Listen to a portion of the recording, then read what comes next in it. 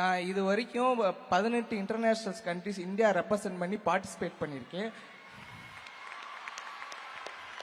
அப்புறம் current national record holder 14 வருஷமா நான் தான் இந்தியாவிலே நம்பர் 1 நேஷனல் ரெக்கார்டு ஹோல்டரு. அது மட்டும் இல்லாமல் வேர்ல்டில் நம்பர் 5th பொசிஷனில் இருக்கேன். இது இப்படி வர்றதுக்கு எனக்கு முக்கிய காரணமாக இருந்தது நம்ம தமிழக முதலமைச்சரும் மற்றும் டெப்டி சிஎம் மட்டும்தான். அவங்க 2 பேர் இல்லைன்னா என் லைஃபை எப்படியோ மாறி இருக்கும். இது வரைக்கும் நான் இந்த கவர்மெண்ட்ல இருந்து மட்டும் 48 லட்ச ரூபா நான் ஹை கேஷ் இன்சென்டிவ் மட்டும் வாங்கியிருக்கேன்.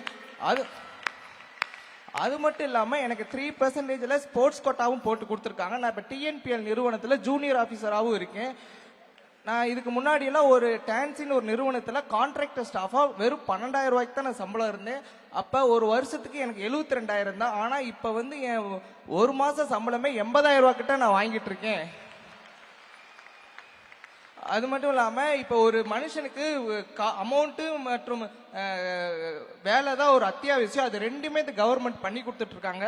நான் ஒரு 4 வருஷத்துக்கு முன்னாடிலாம் நிறைய இன்டர்நேஷ்னல் போகிறதுக்கு ரொம்ப கஷ்டப்பட்டிருக்கேன். யார்கிட்டோ போய் கையேந்தி நின்ற காலம்லாம் எனக்கு இருந்துச்சு. நான் அப்போ ஃபாரின் கண்ட்ரியில் போய் விளையாடும் போது எனக்கு விளையாட்டு நோக்கமே இருக்காது.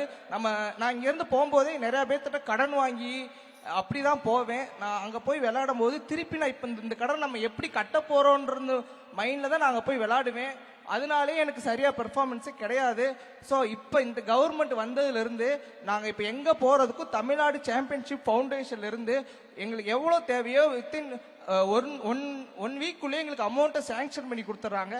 அது எங்களுக்கு ரொம்ப யூஸ்ஃபுல்லாக இருக்குது. நாங்கள் இப்போ போகும்போது காசுன்றது ஒரு மேட்ரே கிடையாது. நாங்கள் போய் விளாட்றோம், ஜெயிக்கிறோம். அது மட்டும் தான் எங்கள் நோக்கத்தோடு போயிட்டு இப்போ ஜெயிச்சுட்டு வந்துட்டுருக்கோம்.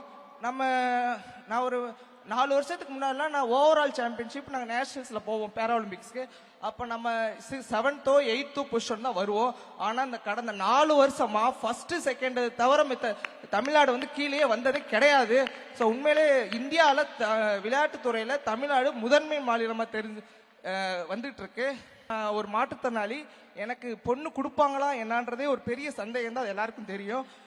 அது ஃபர்ஸ்ட் எனக்கு ஹை கேஷ் இன்சென்டிவ் ப்ளஸ் வேலை கொடுத்தோன்னே எனக்கு பொண்ணு கொடுத்தாங்க. அப்போ நான் நம்ம டெப்டி சிஎம் சார்கிட்ட போய் என் கல்யாணத்துக்கு அப்போ போய் எனக்கு ரொம்ப பயமாக இருந்துச்சு. நம்ம போய் கூப்பிட்டா அவங்க என்ன சொல்லுவாங்களோன்னு நினச்சி பயந்துமே தான் போய் அவர்கிட்ட போய் நான் என் பத்திரிக்கை வச்சு அவர் உடனே கண்டிப்பாக நான் வரேன்ட்டு என் கல்யாணத்தையும் நம்ம டெப்டி சிஎம் சார் என் மதுரையில் வந்து நடத்தி கொடுத்தாங்க. அது எனக்கு மட்டும் இல்லாமல் எங்கள் ஊருக்கு எங்கள் ஜனங்களுக்கு எல்லாருக்குமே ரொம்ப பெருமையாக இருந்துச்சு.